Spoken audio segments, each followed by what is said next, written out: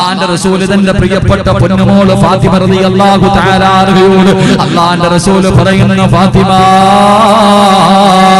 ഒരാടിനെ കറക്കുന്ന സമയം കൊണ്ടെങ്കിലും നീ തഹജ്ജുദ് നിസ്കരിക്കണേ എന്ന് അല്ലാഹുവിന്റെ റസൂൽ പറയുമ്പോ അല്ലാഹുവിന്റെ പള്ളിയുടെ മിനാരത്തിൽ നിന്ന് സുബഹിന്റെ ബാങ്ക് വിളിക്കുന്നതിന് 5 മിനിറ്റെങ്കിലും മുമ്പേ ഒന്ന് എഴുന്നേറ്റ് 2 റക്അത്ത് നിസ്കരിക്കണേ ചെറുപ്പക്കാരാ. അല്ലാഹുവിന്റെ പ്രവാചകൻ പറയുകയാണ്, പൊന്നുമോനെ വിശ്വാസി ഉറക്കത്തിൽ നിന്ന് എഴുന്നേൽക്കുകയാണ്, അവന് പടച്ചവരോട് നന്ദി രേഖപ്പെടുത്തുകയാണ്. വീടിന്റെ വെളിയിൽ പോയി ഒളിവെടുത്തവന്റെ ആവശ്യങ്ങളൊക്കെ കഴിഞ്ഞിട്ട് അവൻ നിസ്കാരപ്പായിലേക്ക് കടന്നു വരികയാ. അവൻ നിസ്കാരപ്പായിലേക്ക് കടന്നു വന്നിട്ട് 2 റക്അത്ത് തഹജ്ജുദ് നിസ്കരിക്കുകയാണ്. എന്റെ പ്രിയപ്പെട്ട സഹോദരങ്ങളെ, അല്ലാഹുവിന്റെ പ്രവാചകൻ സ്വല്ലല്ലാഹു അലൈഹി വസല്ലമ തങ്ങൾ ഒരു ദിവസം അല്ലാഹുവിന്റെ റസൂൽ തന്റെ സ്വഹാബത്തിനോട് അവിടുന്ന് പറയുന്നു, സ്വഹാബാ, സലാസത്തുൻ യുഹിബ്ബുഹുമുല്ലാഹ്, 3 വിഭാഗം ജനങ്ങളെ പടച്ചവന് വല്ലാത്ത ഇഷ്ടമാണ്. ഈ സദസ്സിലിരിക്കുന്ന വിശ്വാസികളെ, നിങ്ങളിൽ 3 വിഭാഗം ജനങ്ങളെ അല്ലാഹുവിന് വല്ലാത്ത ഇഷ്ടമാ. അല്ലാഹുവിന്റെ റസൂൽ പറയുകയാണ്, 3 വിഭാഗം ജനങ്ങളെ കുറിച്ച് അല്ലാഹു മലക്കുകളോട് വഅദ് നടത്തുകയാ. ഈ പാതിരാത്രി ഒരുമിച്ച് കൂടിയ നിങ്ങളിൽ 3 പേരെ അല്ലാഹുവിന് വല്ലാത്ത ഇഷ്ടമാ. അല്ലാഹു നിന്നെ കുറിച്ച് മലക്കുകളോട് നല്ല അഭിപ്രായം പറയുകയാണ്. അല്ലാഹുവിന്റെ റസൂൽ പറയുകയാ, അല്ലാഹു ഒരു അടിമയെ നോക്കിയിട്ട് എല്ലാ ദിവസവും ചിരിക്കുന്നുണ്ട്. അല്ലാഹു ഒരു അടിമയെ നോക്കിയിട്ട് എല്ലാ ദിവസവും ചിരിക്കാറുണ്ട്. അല്ലാഹുവിന്റെ റസൂൽ തന്റെ സ്വഹാബത്തിനോട് പറയുമ്പോൾ അവിടുന്ന് ചോദിക്കുന്നു, നബിയേ, യാ റസൂലല്ലാഹ്, അല്ലാഹുവിന്റെ റസൂലേ, അല്ലാഹു ഇഷ്ടപ്പെട്ട അടിമയാരാ നബിയേ? അല്ലാഹു ഇത്ര കണ്ട് സ്നേഹിക്കുന്ന, അല്ലാഹു മലക്കുകളോട് നല്ല അഭിപ്രായം പറയുന്ന, പടച്ചവൻ എല്ലാ ദിവസവും നോക്കിയിട്ട് ചിരിക്കുന്ന അടിമയാരാ നബിയേ? അല്ലാഹുവിന്റെ പ്രവാചകൻ സ്വല്ലല്ലാഹു അലൈഹി വസല്ലമ തങ്ങളോട് അവിടുന്ന് സ്വഹാബത്ത് ചോദിക്കുമ്പോൾ അല്ലാഹുവിന്റെ റസൂൽ പറയുകയാ, അല്ലാഹു എല്ലാ ദിവസവും നോക്കിയിട്ട് ചിരിക്കുന്ന, അല്ലാഹു മലക്കുകളോട് നല്ല അഭിപ്രായം പറയുന്ന, അല്ലാഹു ഇഷ്ടപ്പെട്ട 1ാമത്തെ അടിമയാരെന്നറിയുമോ? വല്ലദീലഹും ഇംറഅത്തുൻ ഹസനാ വഫിറാസുൻ ലയ്യനുൻ ഹസനാ. അല്ലാഹുവിന്റെ പ്രവാചകൻ പറയുകയാ, കാണാനഴകുള്ള സുന്ദരിയായ ഒരു പെണ്ണ് അവന്റെ ശരീരത്തോട് ചേർന്ന് കിടക്കുകയാണ്. പാതിരാത്രിയിലെ തന്റെ ശരീരത്തോട് ഒരു കാണാനഴകുള്ള ഒരു സുന്ദരിയായ പെണ്ണവനെ കെട്ടിപ്പിടിച്ച് കിടക്കുകയാ. അവന് കിടക്കുന്നത് എവിടെയാ? സുന്ദരിയായ പെണ്ണിനെ കെട്ടിപ്പിടിച്ചുകൊണ്ട് AC റൂമിനകത്ത് അതാ ഡബിൾ കോട്ട് കട്ടിലിൽ മെത്തയുടെ മുകളിലെ പുതപ്പിന്റെ കീഴില് അവന് സുഖിച്ച് കിടക്കുകയാണ്. ആ കിടക്കുന്ന സമയത്ത് പാതിരാത്രിയിൽ തന്റെ ഭാര്യ മാറ്റിക്കിടത്തിയിട്ട് താൻ പുതച്ചു കിടക്കുന്ന പുതപ്പെടുത്ത് മാറ്റിയിട്ട് 1ാം ആകാശത്തിൽ വന്ന് ദുനിയാവിലേക്ക് നോക്കിയിരിക്കുന്ന, ഈ ഭൂമിയിലേക്ക് നോക്കിയിരിക്കുന്ന പടച്ചവനെ ഓർത്തുകൊണ്ട് ചാടിയെടുത്ത് പച്ചവെള്ളത്തിൽ ഒന്നുവെടുത്തിട്ട് നിസ്കാരപ്പായിലേക്ക് കടന്നു ചെന്ന് 2 റക്അത്ത് നിസ്കരിക്കുന്ന ചെറുപ്പക്കാരാ, അല്ലാഹു നിന്നെ വല്ലാത്ത ഇഷ്ടമാ പൊന്നുപോലെ. അല്ലാഹു നിന്നെ സ്നേഹിക്കുന്നുണ്ടാ. പടച്ചവൻ സ്നേഹിക്കുന്ന അടിമയുടെ 1ാമത്തെ അടയാളമാ അവന് പാതിരാത്രിയിൽ എഴുന്നേറ്റ് നിസ്കരിക്കുന്നത്. നീ നിസ്കരിക്കുന്നത് കാണുമ്പോൾ അല്ലാഹു മലക്കുകളെ, നിങ്ങളല്ലേ പറഞ്ഞത് ഇവനെ സൃഷ്ടിക്കരുതെന്ന്? നിങ്ങളല്ലേ പറഞ്ഞത് മനുഷ്യനെ സൃഷ്ടിക്കരുതെന്ന്? നോക്കു മലക്കുകളെ, എന്റെ ഒരു അടിമയെ കണ്ടോ? എന്റെ ഒരു അടിമയെ കണ്ടോ? അവൻ നിസ്കരിക്കുന്നത് ഫർദ് നിസ്കാരമല്ല. അവൻ നിസ്കരിക്കുന്നത് ഫർദ് നിസ്കാരമല്ല. അവൻ നിസ്കരിക്കുന്നത് സുന്നത്താ. അവന് നിർബന്ധമായ നിസ്കാരമല്ല. അവൻ എഴുന്നേറ്റ് എന്നെ ഓർക്കുന്നത് കണ്ടോ? കൂടെ കിടക്കുന്ന സുന്ദരിയായ ഭാര്യയെക്കാൾ അവളെ വലിച്ചെറിഞ്ഞിട്ട് അവൻ എഴുന്നേറ്റ് എന്നെ ഓർക്കുന്നത് കണ്ടോ? മലക്കുകളെ, എന്റെ ശബ്ദം കേൾക്കുന്ന പെങ്ങളെ, രാത്രി എങ്ങാനും നീ തഹജ്ജുദ് നിസ്കരിക്കാൻ കാണുമ്പോ അല്ലാഹു മലക്കുകളോട് പറയും, മലക്കുകളെ, രാവിലെ മുതൽ വൈകുന്നേരം വരെ കഷ്ടപ്പെട്ട് ജോലി ചെയ്തിട്ട് അവള് കിടക്കുന്നത് 11 മണിക്കാ 12 മണിക്കാ, എന്നിട്ടും രാത്രി 2 മണിക്ക് 3 മണിക്ക് എഴുന്നേറ്റ് അവൾ എന്നെ ഓർക്കുന്നത് കണ്ടോ? ഇതാണ് എന്റെ യഥാർത്ഥ അടിമ, ഇതാണ് ഞാൻ സ്നേഹിക്കുന്ന അടിമ. അല്ലാഹുവിന്റെ റസൂല് പറയുകയാണ്, പാതിരാത്രിയിൽ എഴുന്നേറ്റ് നിസ്കരിക്കുന്നവനെ കാണുമ്പോൾ പടച്ചവന് സന്തോഷം കൊണ്ട് ചിരിക്കുമെന്ന് അഷ്റഫുൽ ഖൽഖ് ത്വാഹ റസൂലുള്ളാഹി സല്ലല്ലാഹു അലൈഹി വസല്ലം. അല്ലാഹു ഈമാൻ നൽകി അനുഗ്രഹിക്കുമാറാകട്ടെ. രാത്രി എഴുന്നേറ്റ് നിസ്കരിക്കുന്ന ഒരു സ്വഭാവം ഇവിടെ ഇരിക്കുന്ന ആർക്കെങ്കിലും ഉണ്ടെങ്കിൽ മോനെ, അല്ലാഹ് നിന്നെ സ്നേഹിക്കുന്നു എന്ന് നബിയുനാ റസൂലുള്ളാഹി സ്വല്ലല്ലാഹു അലൈഹി വസല്ലം. നമ്മളിവിടെ നട്ടുച്ചയ്ക്ക് പള്ളി കയറുന്നില്ല, ഇനിയിപ്പോ രാത്രിയില്ലേ? ചെറുപ്പക്കാരൊക്കെ ചെയ്യും, ഇവിടെ നട്ടുച്ചയ്ക്ക് ലോഹറിന് വാങ്ങി വിളിക്കുന്ന അപ്പം പള്ളി കയറുന്നില്ല ഉസ്താദ, ഇനിയിപ്പോ രാത്രി 2 മണിക്കില്ലേ? എന്റെ പ്രിയപ്പെട്ട സഹോദരങ്ങളെ, എടാ നീ രാത്രി എഴുന്നേറ്റ് നിസ്കരിച്ച അല്ലാഹ് മലക്കളോട് പറയും, നോക്ക് എന്റെ ഒരു അടിമയെ കണ്ടു. അവൻ നിസ്കരിക്കുന്നത് ഫർളൊന്നുമല്ല, നിർബന്ധമൊന്നുമില്ല. അവൻ 5 നേരം ഫർള് നിർബന്ധമാ, അതല്ല നിസ്കരിക്കുന്നത്, സുന്നത്ത്.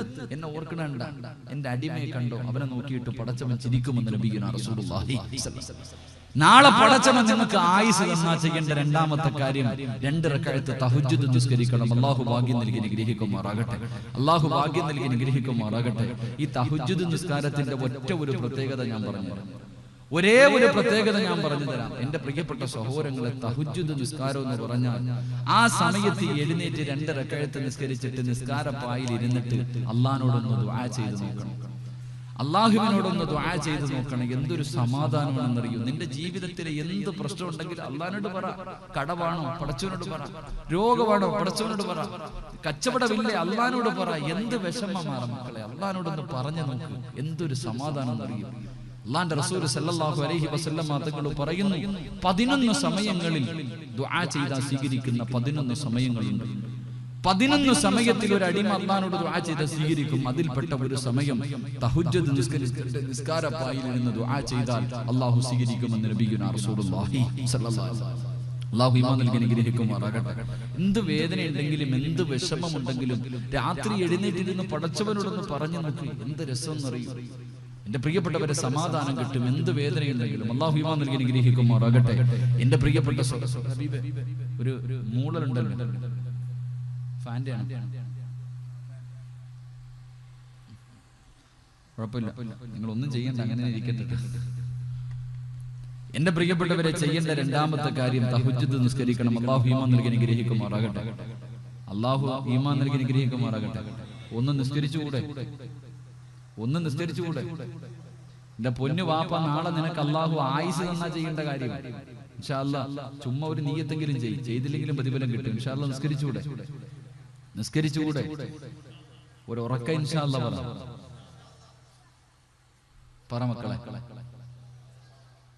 അല്ലാഹുവേ, ഉറക്ക ഇൻഷാ അല്ലാഹ് പറയുന്നവർക്ക് ഇന്ന് രാത്രി മരിച്ചുപോയ പടച്ചവനെ മരിക്കുന്ന സമയം ഈ ഇൻഷാ അല്ലാഹ് പറയുന്ന അതേ ശബ്ദത്തിൽ ലാ ഇലാഹ ഇല്ലല്ലാഹ് എന്ന് പറയാനുള്ള ഭാഗ്യം കൊടുക്കണേ പടച്ചവനെ. ഇൻഷാ അല്ലാഹ്. പോരാ, ഈ ചെറുപ്പക്കാര് പറയടാ. അല്ലാഹു ഈമാൻ നൽകി അനുഗ്രഹിക്കുമാറാകട്ടെ. അല്ലാഹു ഈമാൻ നൽകി അനുഗ്രഹിക്കുമാറാകട്ടെ. ചെറുപ്പക്കാരാ പറയേണ്ടത്. അവനൊക്കെ നട്ടുച്ചയ്ക്ക് പള്ളിയിലൊക്കെ നിസ്കരിക്കാറുണ്ടോ? നിങ്ങൾ ഇങ്ങനെ കുലുക്കും. നിങ്ങൾ കുലിക്കില്ലെങ്കിൽ അവര് നിങ്ങളെ എടുത്തിട്ട് കുലുക്കും. കുറെ നാളായില്ലേ ഇവിടെ വന്നിട്ട്? 3.5 കൊല്ലമായി. നിങ്ങൾക്ക് തന്നെ അവാർഡ് തന്നത്. നിങ്ങൾക്ക് തന്നെ ഹാജിയാരി പാർക്ക് കൊടുത്തത്. ഒരു പള്ളിയിലൊക്കെ ഇത്രയും നേരം ഒരു ഹത്തീവ് ഇരിക്കണമെങ്കിൽ വലിയ പുണ്യം. അല്ലാഹു ഒരു 10 കൊല്ലം ഇവിടെ ഇരിക്കാനുള്ള ഭാഗ്യം കൊടുത്ത് അനുഗ്രഹിക്കുമാറാകട്ടെ. അതിൽ കൂടുതലൊന്നും ഇരിക്കണ്ട കേട്ടോ. ഒരു ഉസ്താദിന് തോന്നുന്ന സമയം അല്ലാഹു റിസ്ക് നിശ്ചയിച്ചിരിക്കുന്ന കാലത്തോളം, സന്തോഷവും സമാധാനമുള്ള കാലത്തോളം അല്ലാഹു നിൽക്കാനുള്ള ആയുസ്സും ഭാഗ്യവും നൽകി അനുഗ്രഹിക്കുമാറാകട്ടെ. എന്റെ പ്രിയപ്പെട്ട സഹോദരങ്ങളെ, ഒരു മുസ്ലിം രണ്ടാമതായി ചെയ്യേണ്ട, ഒരു വിശ്വാസി രണ്ടാമതായി ചെയ്യേണ്ട നല്ല കാര്യം തഹജ്ജുദ് നിസ്കരിക്കണം. അല്ലാഹു ഈമാൻ നൽകി അനുഗ്രഹിക്കുമാറാകട്ടെ. എത്ര വലിയ പാപം ചെയ്തവനാണെങ്കിലും, ഈ സദസ്സിൽ കള്ളുകുടിച്ചവരുണ്ടാകാം, വ്യഭിചരിച്ചവരുണ്ടാകാം, പലിശ തിന്നവരുണ്ടാകാം, വൃത്തികെട്ട ജീവിതം നയിച്ചവരുണ്ടാകാം, എത്രയോ പെണ്ണുങ്ങളുടെ കുടുംബം നകർത്തവരുണ്ടാകാം, എത്രയോ സഹോദരിമാരുടെ കുടുംബം തകർത്തവരുണ്ടാകാം. എന്റെ ശബ്ദം കേൾക്കുന്ന സഹോദരിമാർ എത്രയോ ഭർത്താവിനെ വഞ്ചിച്ചവരുണ്ടാകാം. എല്ലാവരും വാട്സപ്പിന്റെയും ഫേസ്ബുക്കിന്റെയും കാലല്ലേ, എത്ര പേരെ ചതിച്ചവരുണ്ടാകാം. എന്ത് പാപം ചെയ്താലും എന്റെ പൊന്നു സഹോദരങ്ങളെ, രാത്രി എഴുന്നേറ്റ് നിസ്കരിക്കണം. അല്ലാഹു ഈമാൻ നൽകി അനുഗ്രഹിക്കുമാറാകട്ടെ. എന്നിട്ട് പടച്ചവനോടൊന്ന് പൊട്ടിക്കരഞ്ഞത് ആ ചെയ്ത നീ ചെയ്ത പാപം അല്ലാഹു നിനക്ക് പുറത്തു തരുമെന്ന് നബിയുനാ റസൂലുള്ളാഹി. അള്ളയാ പറഞ്ഞ എന്നോട് ചോദിക്കും, ഞാൻ തരാം. എടാ, എത്ര വലിയ പാപം ചെയ്തവനാണെങ്കിലും എന്നോട് ചോദിക്കും, ഞാൻ നിനക്ക് പുറത്തു തരാം. ആരാ പറയണ? റബ്ബ്. പിന്നെന്ത് മടിയാണ്? എത്ര വലിയ പാപം ചെയ്തവനാണെങ്കിലും അള്ളാനോട് ചോദിച്ചാൽ പടച്ചവൻ പുറത്തു തരും. അള്ള വലിയ കരുണയുള്ളവനാണ്. ഒരു ചരിത്രത്തിൽ കാണാം, അള്ളാഹുവിനെ കുറിച്ച് നല്ലത് മാത്രം കരുതുന്ന ഒരു മനുഷ്യനുണ്ടായിരുന്നു. ഒരു വല്ലാത്ത ഒരു കവി ഉണ്ടായിരുന്നു. ആ മനുഷ്യനാണെങ്കിൽ സെക്സ് കലരുന്ന കവിത മാത്രമേ എഴുതാറുള്ളൂ. സെക്സ് വളരെ മോശമായ രീതിയിലുള്ള കവിതകൾ മാത്രമേ എഴുതൂ. ചില സമയങ്ങൾ അള്ളാനെ കുറിച്ചും കവിത എഴുതാറുണ്ട്. അത് കാരണം ആലിമീങ്ങൾക്ക് മുഴുവനും ഈ മനുഷ്യനെ വല്ലാത്ത ഇഷ്ടമാണ്. അങ്ങനെ സഹികെട്ടിട്ട് മഹാനായ അതാഇ എന്ന് പറയുന്ന ഒരു പണ്ഡിതൻ ഈ മനുഷ്യന്റെ അടുക്കൽ പോയിട്ട് ചോദിച്ചു, നിങ്ങൾക്കൊന്ന് നന്നായിക്കൂടെ? പടച്ചനെ ഒന്ന് ഓർത്തൂടെ? ഒന്ന് നന്നായിക്കൂടെ? അള്ളാനെ കുറിച്ച് ഇത്ര നല്ല കവിത എഴുതുന്നല്ലോ, ഒന്ന് നന്നായിക്കൂടെ? അപ്പൊ ഈ മനുഷ്യൻ പറഞ്ഞു, എന്റെ മനസ്സിൽ അള്ളാഹു തോന്നൽ തരണ്ട നന്നാവാൻ, എന്റെ മനസ്സിലൊരു ഉൾവിളി ഉണ്ടാവേണ്ട നന്നാവാൻ. എന്നിട്ട് ഈ മനുഷ്യൻ പറയാ, ഞാൻ എത്ര പാപം ചെയ്താലും പടച്ചവൻ എനിക്ക് പുറത്തു തരും. ഞാൻ എത്ര പാപം ചെയ്താലും പടച്ചവൻ എനിക്ക് പുറത്തു തരും. നാളെ പരലോകത്ത് നിങ്ങൾ ഞാനും വരുമ്പോ നിങ്ങൾ അള്ളാഹു സ്വർഗത്തിൽ കയറ്റി വിടുമ്പോ റബ്ബ് എന്നെയും സ്വർഗത്തിൽ കയറ്റി വിടും. എന്നെ അള്ളാഹു സ്വർഗത്തിൽ വിടുമെന്ന് എനിക്ക് ഉറപ്പാ. ഈ മനുഷ്യൻ പറയാ, അവിടെ കാണാൻ വെച്ചിട്ട് അല്ല എന്നെ സ്വർഗത്തിൽ വിട്ട നിങ്ങൾക്കല്ലേ നഷ്ടം? ദുനിയാവ് ഇവിടെ നിങ്ങൾക്ക് ദുനിയാവില്ല, ആഖിറം മാത്രമേ ഉള്ളൂ. പക്ഷെ എനിക്കോ ദുനിയാവും കിട്ടും ആഖിറവും കിട്ടും. നിങ്ങളെക്കാളും ഭാഗ്യവാൻ ഞാനാണ്. എന്നിട്ട് ഈ മനുഷ്യൻ പറഞ്ഞതെന്നറിയോ, ഞാൻ ഇത്ര വലിയ വൃത്തികേട് ചെയ്തിട്ടും അല്ല എനിക്ക് ഇത്രയും വലിയ അനുഗ്രഹങ്ങളൊക്കെ തരുന്നല്ലോ, അള്ളാഹിക്ക് എന്നെ ഇഷ്ടമുള്ളത് കൊണ്ടാണ്. അവസാനം പണ്ഡിതൻ ഈ മനുഷ്യനെ ഉപദേശിച്ചിട്ട് നന്നാവുന്നില്ലെന്ന് കണ്ടപ്പോ ആ മനുഷ്യനോട് പിണങ്ങിയിട്ട് തന്റെ വീട്ടിലേക്ക് പോയി. 3 ദിവസം കഴിഞ്ഞു, 3-4 ദിവസം കഴിഞ്ഞു. ചരിത്രം പറയുന്നു ഈ മനുഷ്യൻ മരണപ്പെട്ടു പോയി. 3-4 ദിവസം കഴിഞ്ഞു ഈ കവി മരണപ്പെട്ടു പോയി. ആ മനുഷ്യൻ മഹാനായ അതാഇ എന്ന് പറയുന്ന പണ്ഡിതൻ കിടന്നിട്ട് ഉറക്കം വരുന്നില്ല. പടച്ചവനെ, ഒരു മനുഷ്യനോട് നല്ല രീതിയിൽ പിരിയാൻ കഴിഞ്ഞില്ലല്ലോ, ഒരു മനുഷ്യനോട് നല്ല രീതിയിൽ പിരിയാൻ കഴിഞ്ഞില്ലല്ലോ. ആ മനുഷ്യൻ മരിച്ചു പോയല്ലോ എന്ന് ഓർത്തിട്ടിരുന്ന് കരയുകയാ. 1 ദിവസം കഴിഞ്ഞു, 2 ദിവസം കഴിഞ്ഞു, 3 ദിവസം കഴിഞ്ഞു.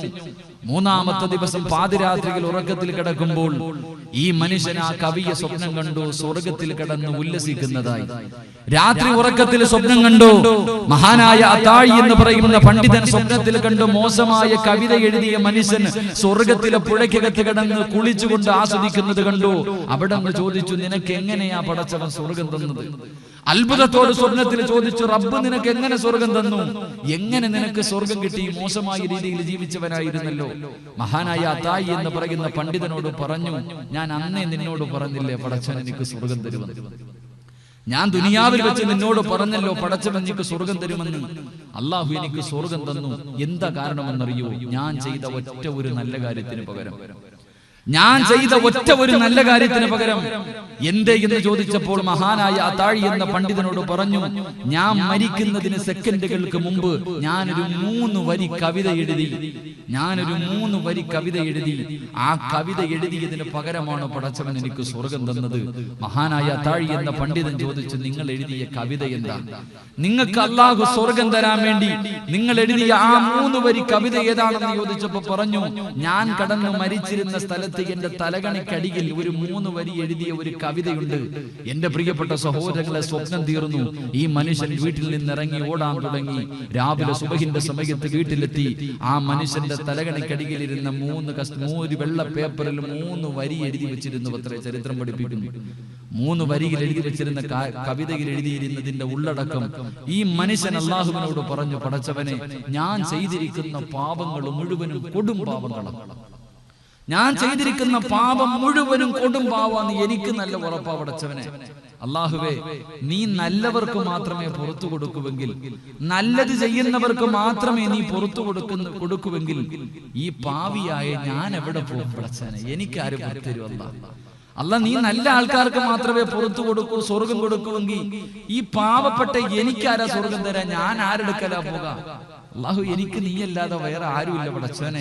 എന്റെ പ്രിയപ്പെട്ട സഹോദരങ്ങളെ, ആ മനുഷ്യൻ ആ കവിത 3 വരിയുള്ള കവിത എഴുതി അവസാനം അല്ലാഹുവിനോട് തന്റെ കണ്ണിൽ നിന്ന് ഒരു തുള്ളി കണ്ണീര് താഴെ വീണു.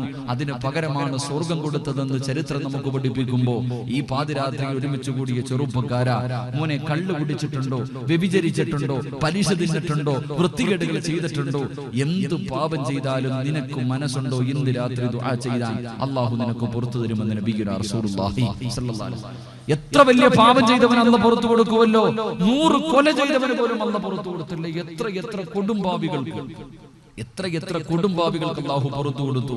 മഹാനായ ഇമാം ഷാഫി റളിയല്ലാഹു തആല അൻഹു പറയുക, ഇമാം ഷാഫി റളിയല്ലാഹു തആല അൻഹു പറയുകയാ, അല്ലാഹു എത്രയോ അപരാധികൾക്ക് പുറത്തു കൊടുത്തു ചെറുപ്പക്കാരാ.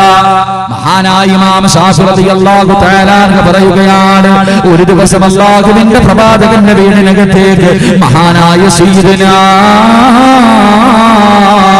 ഉമർ ഇബ്നുൽ ഖത്താബ് റളിയല്ലാഹു തആല അല്ലാഹുവിന്റെ പ്രവാചകന്റെ വീടിനകത്തേക്ക് കരഞ്ഞുകൊണ്ട് ഓടി വരികയാണ്. അല്ലാഹുവിന്റെ റസൂൽ അത്ഭുതപ്പെടുകയാ. അവിടുന്ന് ചോദിച്ചു, ഉമറേ, എന്തിനാ നീ കരയുന്നത്? ആരാ കരയുന്നത് ഉമറാ? അല്ലാഹുവിന്റെ റസൂൽ ചോദിച്ചു, എന്തിനാ കരയുന്നത്? ആരാണ് നിന്നെ വേദനിപ്പിച്ചത്? അല്ലാഹുവിന്റെ പ്രവാചകൻ ചോദിക്കുമ്പോ അവിടുന്ന് പറയുന്നു, നബിയേ, ഒരു ചെറുപ്പക്കാരൻ ഇരുന്ന് കരഞ്ഞുകൊണ്ട് ദുആ ചെയ്യുകയാ. ഒരു ചെറുപ്പക്കാരൻ ഇരുന്ന് കരഞ്ഞുകൊണ്ട് ദുആ ചെയ്യുകയാ. അവന്റെ കരച്ചിൽ കണ്ടിട്ട് കരഞ്ഞു പോയതാണ് നബിയേ. കിസ്റയെയും കൈസറിനെയും വിറപ്പിച്ച ഉമർ ഇബ്നുൽ ഖത്താബ് റളിയല്ലാഹു തആല ഒരു ചെറുപ്പക്കാരന്റെ കരച്ചിൽ കണ്ടിട്ട് കരഞ്ഞു പോവുകയോ.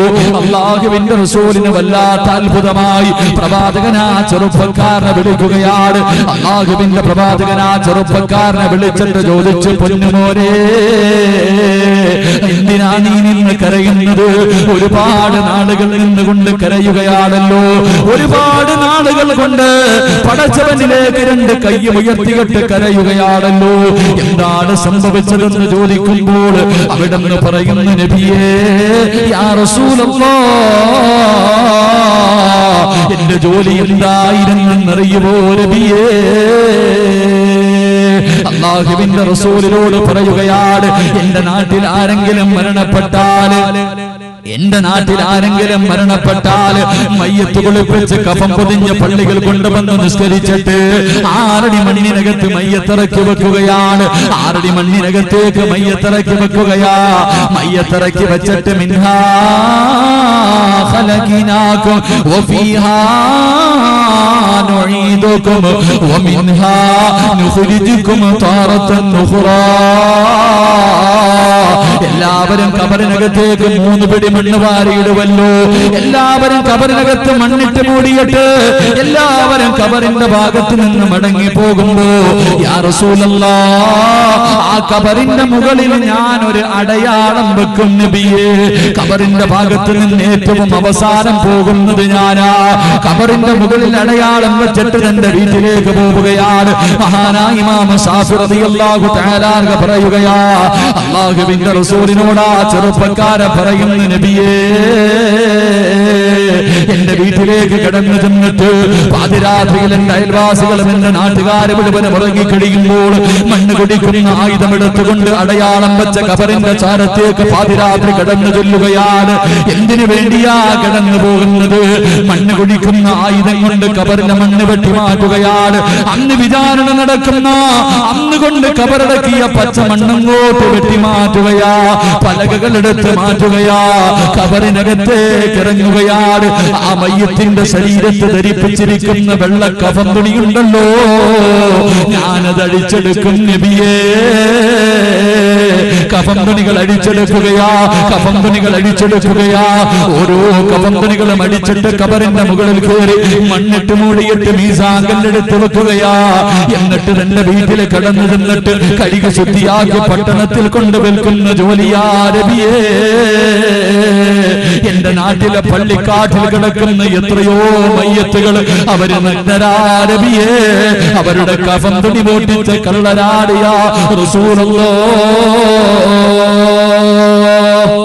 അള്ളാന്റെ റസൂലിന്റെ മുന്നിൽ നിന്ന് കരയുകയാ, പ്രവാചകനെ സമാധാനിപ്പിക്കുകയാ, അള്ളാന്റെ റസൂല് സമാധാനിപ്പിക്കുകയാ. പിന്നെയും ആ പൊന്നുമോനിരുന്ന് കരയുകയാണ്. കരച്ചൊരു ചെയ്യുന്നില്ല. പാതിരാത്രി ഒരുമിച്ച് കൂടിയ ചെറുപ്പക്കാരാ, ഇന്നത്തെ ദിവസം നിനക്കുള്ളതാ പൊന്നുപോലെ.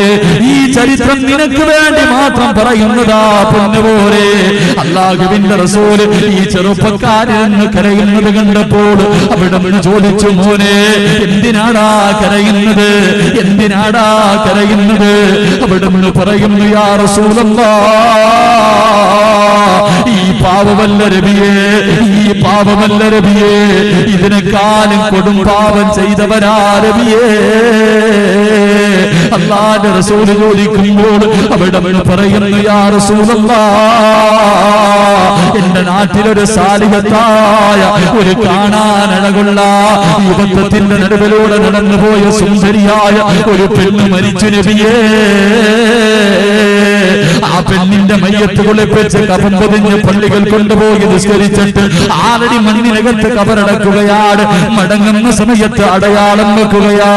വീട്ടിൽ ചെന്ന് പാതിരാത്രിയിൽ കബറിന്റെ ചാരത്ത് വന്നിട്ട് പച്ചമണ്ണ് വെട്ടിമാറ്റി പലകീലെടുത്ത് മാറ്റിയിട്ട് സുന്ദരിയായ പെണ്ണിന്റെ കബറിനകത്തിറങ്ങിയിട്ട് വെള്ളത്തുണികൾ അടിച്ചെടുക്കുകയാ.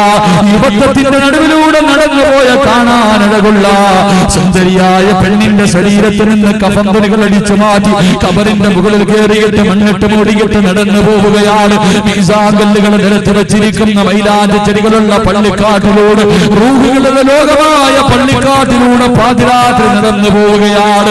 കുറച്ചൊന്ന് മുന്നോട്ട് നടന്നു കഴിഞ്ഞപ്പോ, യാ റസൂലല്ലാഹ്, കബറിനകത്ത് വസ്ത്രമില്ലാതെ കിടക്കുന്ന പെണ്ണിന്റെ ശരീരം എന്റെ മനസ്സിലേക്ക് ഓർമ്മ വന്നു നബിയേ.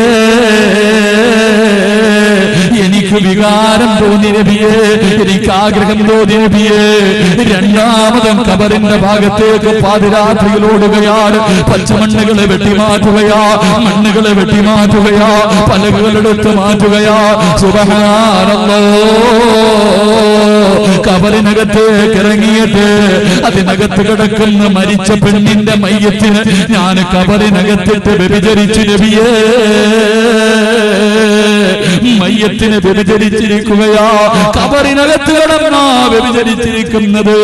അല്ലാഹുവിന്റെ റസൂൽ ഇത് പറയുമ്പോൾ, പ്രവാചകരോട് പറയുമ്പോൾ ഉമർ ഇബ്നുൽ ഖത്താബ് ബോധം കെട്ട് വീഴുകയാ. ഇത് കേൾക്കാൻ നിന്നില്ല. ഖബറിനകത്ത് കിടന്ന് പെണ്ണിനെ വ്യഭിചരിച്ചെന്ന് പറയുമ്പോഴേ ഉമർ ഇബ്നുൽ ഖത്താബ് ബോധം കെട്ട് വീഴുകയാ. അല്ലാഹുവിന്റെ റസൂലിന്റെ കണ്ണ് നിറയുകയാ. കൈകാലുകളിരുന്ന് വിറയ്ക്കുകയാണ്. പ്രവാചകൻ തളർന്നു പോവുകയാ. അല്ലാഹുവേ, എന്തൊരു പാപമാ പടച്ചവരെ. മരിച്ച പെണ്ണിന്റെ കബറ് 2 പ്രാവശ്യം മാറ്റിയിട്ട് പള്ളിക്കാട്ടിലെ കബറിനകത്ത് കിടന്ന് വ്യഭിചരിച്ചവരാ. കബറൊന്നും കേട്ടാൽ ക്ഷണം നെട്ടേണ്ടതാ. കണ്ടാലുടൻ വാ വിട്ടു നീ കരയേണ്ടതാ. മേടയ്ക്കു പകരം മാളമാ സുബ്ഹാന റബ്ബിയതിൽ കിടക്കേണ്ടതാ നസ്മാന. കബറെന്ന് പറയുന്നത് കേൾക്കുമ്പോഴേ, കബറ് കാണുമ്പോഴേ കരകടയെന്ന് മഹാന്മാര് പഠിപ്പിച്ച 6 അടി മണ്ണിനകത്ത് കിടന്ന് മയ്യത്തിനെ വ്യഭിചരിച്ച ചെറുപ്പക്കാരൻ അല്ലാഹുവിന്റെ റസൂലിനോട് ചോദിച്ചു, നബിയേ, യാ റസൂലല്ലാഹ്, ഫഹല്ലി മിനത് തൗബ, അല്ലാഹു എനിക്ക് പുറത്തു തരുവോ നബിയേ, അല്ലാഹു എനിക്ക് പുറത്തു തരുവോ നബിയേ. അല്ലാഹുവിന്റെ പ്രവാചകരോട് കരഞ്ഞുകൊണ്ട് ചോദിക്കുമ്പോൾ അല്ലാഹുവിന്റെ റസൂൽ പറയുന്ന, ചെറുപ്പക്കാരാ, കരയണ്ട പൊന്നുമോരെ, കരയണ്ട പൊന്നുമോരെ. പാതിരാത്രിയുടെ നിശബ്ദതയിലെ തഹജ്ജുദ് നിസ്കരിച്ചിട്ട് സുജൂദിൽ കിടന്നുകൊണ്ട് പടച്ചവരോട് പൊട്ടിക്കരഞ്ഞ് തൗബ ചെയ്താൽ അല്ലാഹു നിനക്ക് പുറത്തു തരുമെന്ന് പ്രവാചകൻ പഠിപ്പിക്കുമ്പോൾ, ഈ പാതിരാത്രി ഒരുമിച്ച് കൂടിയ ചെറുപ്പക്കാരാ, അല്ലാഹു നിനക്കൊരവസരം തരികയാ. ഇതുപോലെ ഒരു പാപം നീ ചെയ്തിട്ടില്ലല്ലോ. മരിച്ച പെണ്ണിന്റെ കബർ മാന്തിയിട്ട് വ്യഭിചരിച്ച പാപം നീ ചെയ്തിട്ടില്ലല്ലോ. പിന്നെ എന്തിനാണോ പേടിക്കുന്നത്? കള്ള് കുടിച്ചാലും വ്യഭിചരിച്ചാലും വൃത്തികേട് ചെയ്താലും നിനക്കൊന്ന് പടച്ചവരോട് കരഞ്ഞുകൂടെ? അല്ലാഹു ഒരു അവസരം തരികയാണ്. ചെറുപ്പക്കാരാ, നന്നാവണമെങ്കിൽ നന്നായിക്കോ പൊന്നുപോലെ. നാളെ നീ എഴുന്നേൽക്കണമെന്നില്ല. ഇന്നത്തെ രാത്രി നിന്റെ ജീവിതത്തിൽ അവസാനത്തെ രാത്രിയാണ്. റഹ്മത്തിന്റെ മലക്കുകൾ പെയ്തിറങ്ങുന്ന പടച്ചവന്റെ സ്വർഗത്തിലിരുന്നു കൊണ്ട് ഒന്ന് കരയാ നിന്നെ കൊണ്ട് കഴിയുമോ പൊന്നുപോലെ? എന്റെ ശബ്ദം കേൾക്കുന്ന പെങ്ങളെ, ഭർത്താവ് ഗൾഫ് നാടുകളിൽ കിടന്ന് കഷ്ടപ്പെടുകയാണ്. പെണ്ണ് വിചാരിക്കുന്നത് എന്റെ ഭർത്താവ് അവിടെ കിടന്ന് സുഖിക്കുകയാണെന്നോ? അല്ല പൊന്നുമോളെ, അല്ല പൊന്നുമോളെ, നിന്റെ പ്രിയതമനെങ്ങാണ് മഞ്ഞനാട്ടിൽ കിടന്ന് കഷ്ടപ്പെടുന്നതെങ്ങാണ് നിന്റെ കണ്ണുകൊണ്ട് നീയൊന്ന് കണ്ടാ ഒരിക്കലും അവനെ ചതിക്കാ കഴിയൂല പൊന്നുപോലെ. നിന്റെ ഭർത്താവിനെ വഞ്ചിക്കാ നിന്നെ കൊണ്ട് കഴിയൂല. അതുകൊണ്ട് പെങ്ങളെ, ആ പാവപ്പെട്ടവനെ ചതിച്ചിട്ടുണ്ടെങ്കില് ഇന്ന് വരെ പിടിക്കാത്തത് നിന്റെ കഴിവ് കൊണ്ടല്ല, ആരും അറിയാത്തത് നിന്റെ കഴിവ് കൊണ്ടല്ല. പടച്ചവൻ നിന്നോട് കാണിച്ച കരുണയാ പൊന്നുമോളെ. നിന്റെ പാവപ്പെട്ട ഉമ്മയുടെയും വാപ്പയുടെയും ദുആയുടെ ബർക്കത്ത് കൊണ്ടാ. അതുകൊണ്ട് എന്നും നിനക്ക് ഇങ്ങനെ രക്ഷപ്പെടാമെന്ന് കരുതല്ലേ. പല നാൾ കള്ളൻ ഒരു നാൾ പിടിക്കപ്പെടും ചെറുപ്പക്കാരാ. സുന്ദരിയായ പെണ്ണിന്റെ കാമുകിയുടെ വീടിന്റെ മതിൽ ചാടി അകത്തുപോയി കാര്യം സാധിച്ചിട്ട് വെളിയിലിറങ്ങുമ്പോ നിന്റെ മനസ്സിലൊരു ചിന്തയുണ്ട്, ആരും അറിഞ്ഞില്ലല്ലോ, ആരും കണ്ടില്ലല്ലോ. മോനെ, ഒരു ദിവസം നിന്നെ പിടിക്കും ചെറുപ്പക്കാരാ. അതിനു മുമ്പായിട്ട് നിനക്കൊന്ന് തൗബ ചെയ്യാ മനസ്സുണ്ടോ? അല്ലാഹുവിന്റെ റസൂൽ പറയുകയാ, ഒരു വിശ്വാസിതന്റെ ജീവിതത്തിൽ ചെയ്യേണ്ട രണ്ടാമത്തെ നല്ല കാര്യം അവന് പാതിരാത്രിയിൽ എഴുന്നേറ്റ് നിസ്കരിക്കുമെന്ന് നബിയുനാ ത്വാഹ റസൂലുള്ളാഹി. അല്ലാഹു ഈമാൻ നൽകി അനുഗ്രഹിക്കുമാറാകട്ടെ. അല്ലാഹു ഈമാൻ നൽകി അനുഗ്രഹിക്കുമാറാകട്ടെ. എന്റെ പ്രിയപ്പെട്ടവരെ, മരിച്ച പെണ്ണിന്റെ മയ്യത്തിനെ വ്യഭിചരിച്ച ആരെങ്കിലും ഉണ്ടെങ്കിൽ ഒന്ന് കൈവക്കുക. അങ്ങനത്തെ പാവം ഇല്ലല്ലോ. പിന്നെ എന്തിനാടാ പേടിക്കണേ? പിന്നെ ആരെയാ പേടിക്കണേ? റബ്ബിനോട് ചോദിക്കുമോനെ, അല്ലാഹു നിനക്ക് പുറത്തു തരുമെന്ന് നബിയുനാ റസൂലുള്ളാഹി. അല്ലാഹു ഈമാൻ നൽകി അനുഗ്രഹിക്കുമാറാകട്ടെ. അല്ലാഹു ഈമാൻ നൽകി അനുഗ്രഹിക്കുമാറാകട്ടെ. പക്ഷേ വേറെ ഒരുത്തനുണ്ട്. അവൻ അല്ലാഹുവിനോട് എത്ര കരഞ്ഞ് ദുആ ചെയ്താലും പടച്ചവൻ പുറത്തു കൊടുക്കൂലെന്ന് നബിയുനാ റസൂലുള്ളാഹി. ഈ സദസ്സിൽ ഇരിക്കുന്ന ആരും മയ്യത്തിനെ വ്യഭിചരിച്ച ആരുമില്ല, മയ്യത്തിനെ വ്യഭിചരിച്ച ആരുമില്ല. പക്ഷെ അവനെക്കാളും പാപം ചെയ്യുന്ന ആൾക്കാർ ഈ സദസ്സിലുണ്ട്. അല്ലാഹു നമ്മളെ കാക്കുമാറാകട്ടെ. അവനെക്കാളും ഈ നാട്ടിലെ കള്ളുകുടിയൻ അവൻ ദുആ ചെയ്താൽ പടച്ചവൻ പുറത്തു കൊടുക്കും. വ്യഭിചരിച്ചവൻ അവൻ ദുആ ചെയ്താൽ പുറത്തു കൊടുക്കും. പലിശക്കാരൻ, ഈ നാട്ടിലെ കാഫിർ ദുആ ചെയ്താലും അല്ലാഹു സ്വീകരിക്കും. പക്ഷേ ഈ സദസ്സിൽ ഇരിക്കുന്ന ഒരുത്തൻ അവൻ കഅബയുടെ കില്ല പിടിച്ച് ദുആ ചെയ്താലും അല്ലാഹു സ്വീകരിക്കില്ലെന്ന് നബിയുനാ റസൂലുള്ളാഹി. അത്രയും വലിയ വൃത്തികെട്ടവൻ അറിയോ? അവനെക്കാലിടം മരിച്ച പെണ്ണിനെ രാത്രി പോയിട്ട് കബറ് മാന്തിയിട്ട് കബറി കിടന്ന് വ്യഭിചരിച്ചവനെക്കാളും വൃത്തികെട്ടവനുണ്ട് ഈ നാട്ടിൽ. ആരാന്നറിയോ? പറഞ്ഞുതരട്ടെ. വേണ്ടെങ്കിൽ വേണ്ട. വേണോ? ആഗ്രഹമുള്ളവർ, കേൾക്കണമെന്ന് ആഗ്രഹമുള്ളവർ കൈവക്കിക്ക്. അല്ലാഹു അവനെക്കാളും. അപ്പൊ ചിലരൊന്നും പൊക്കണില്ല, അപ്പൊ ആളാരാന്നറിയല്ലേ? ചിലർക്കൊന്നും കേൾക്കാത്ത, അപ്പൊ ആളാരാന്നറിയാം. ഒന്ന് കൈവക്കിക്ക്, ആഗ്രഹമുള്ളൊരു കൈവക്കിക്ക്. അല്ലാഹു ഈമാൻ നൽകി അനുഗ്രഹിക്കുമാറാകട്ടെ. അവനെക്കാളും വൃത്തികെട്ടവൻ ആരെന്നറിയോ? ഒരു മുസ്ലിമായ സഹോദരന്റെ പച്ചയിറച്ചി തിന്നുന്നവനുണ്ടല്ലോ, അവന്റെ ദുആ അല്ലാഹു സ്വീകരിക്കില്ലെന്ന് നബിയുനാ റസൂലുള്ളാഹി.